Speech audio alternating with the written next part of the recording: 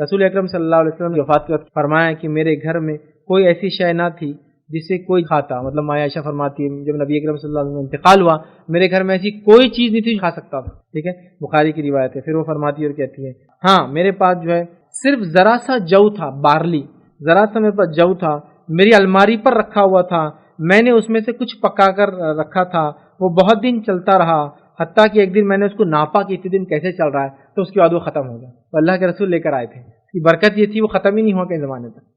لیکن عائشہ نے کہا اتنے دن کیسا چل رہا ہے، ایک دن اس کو ماپ لیا آپ کے انتقال کے بعد، وہ کہتی ہے ماپتے اسی دن ختم ہو گیا، ورنہ ہاتھ ڈالتی نکل جاتا، ہاتھ ڈالتی نکل جاتا، بس اتنا ہی تھا گھر میں، اتنا ہی تھا۔ اور یہ اللہ کے رسول کی چہیتی بیوی تھی اور ان کے پاس سب سے زیادہ تحفے آتے تھے، کیونکہ اللہ کے رسول کے صحابہ کو پتا تھا یہ سب سے چہیتی بیوی تحفے انہی کے دن لا کے دیتے تھے۔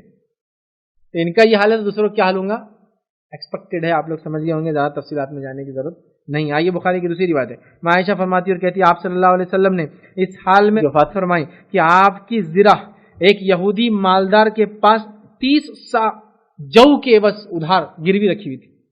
کس کے پاس رکھی ہوئی تھی؟ پھر دوہرا رہا ہوں، 30 سا جو مطلب کوانٹٹی ہے، جو بارلی کے اگینسٹ آپ نے کیا رکھا تھا اپنی ایک زرہ سمجھتے ہیں آپ؟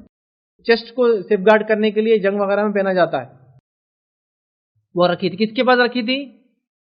یہودی۔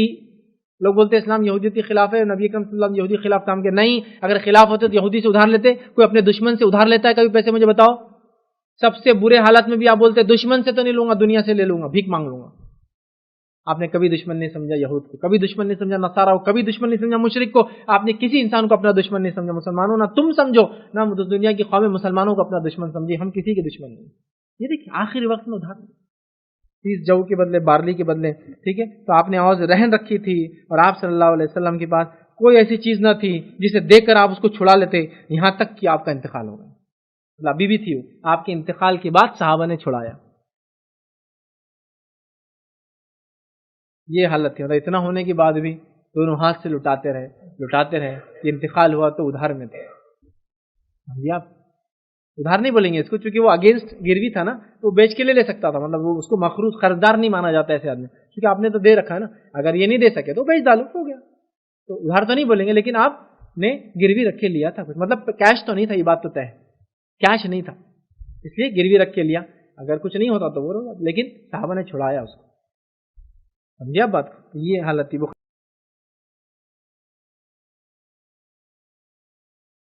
السلام علیکم، آپ بھی ہمارے اس کام میں تعاون کریں اپنی زکات و صدقات کے ذریعے۔ ڈونیشن ڈیٹیلز کے لیے ڈونیٹ اس پر کلک کریں۔ اگر آپ کو ہمارے ویڈیوز پسند آئے ہیں تو اسے شیئر کریں اور ثواب کے حقدار بنیں۔ روزانہ ہمارے ویڈیوز کو پانے کے لیے ہمارے یوٹیوب چینل کو سبسکرائب کریں اور بیل آئکن دبائیں۔ ہم سے دیگر سوشل میڈیا پر جڑنے کے لیے ویڈیو میں دیے گئے آئی ڈی کو سرچ کریں۔ جزاک اللہ۔